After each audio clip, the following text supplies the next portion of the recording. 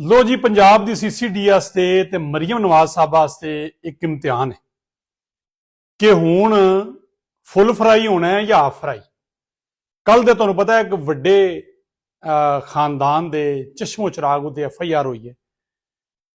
मुबैना तौर पर डार साहब के रिश्तेदार साहब का नाम आ रहा, नाम मुलजमान का आ रहा जी रजा डार, उन्होंने नाल होर भी दोस्त ने। हुण उन्होंने गिरफ्तार कर लिया गया, किया उन्हें की है सारी दुनिया को पता लग गया कि दो खवातीन जी कि एक हालैंड तो एक वेनेजुएला तो वो जनाब उन्होंने अगवा जिनसी तशद्दद ते फिर उन्होंने अगवा तामान जिंदे बारे CCD कम कर रही है, जिंदे बारे CCD रोजाना असीं सुनने। अच्छा, हूँ साढ़ा सवालिया निशान जो कल का चल रहा कि भाई हाफ फ्राई फुल फ्राई होगा, तो मेरा तजिया है कि नहीं, माजी च भी नहीं होया। अदालत पेश किया गया, माजी च जो पिछे कुछ वाकयात होए ने, इन्हों के अदालत में पेश करने की लोड़ ही नहीं पई, नेफे पिस्तौल चल गया। असी भी खुश होए, मैं भी खुश होया, क्योंकि किसी की धी भैन छोटी बच्चियां किसी बच्चे ने किसी जिनसी ज्यादती की छेड़िया, असं कहते यार कम अज कम इन्ना होना चाहिए, एक डर होना चाहिए। तो यह कानून इत्थे क्यों नहीं चलिया? इल्जामात गलत ने, उत्थे भी यही गल होंदी रही है ना। हुण चलो बहरहाल हो सकता है ये कल नूं पता लगे तफसीश सारी शैवां गलत आ गई ने।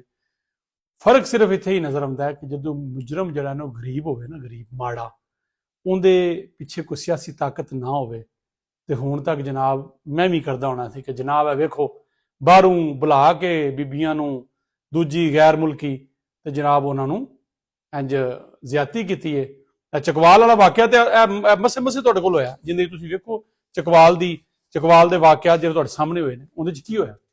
उहदे च यही मामला होया ना। हुण यह साडा जिहड़ा मामला है, इहदे च तुसीं वेखो कि साडे क्यों जरूरत पेश आउंदी है, क्योंकि असीं अदालती जिहड़ा साडा दर्जाबंदी ना, असीं पता नहीं कित्थे 153 नंबर है साडा, इन्ना वजह तू है ना।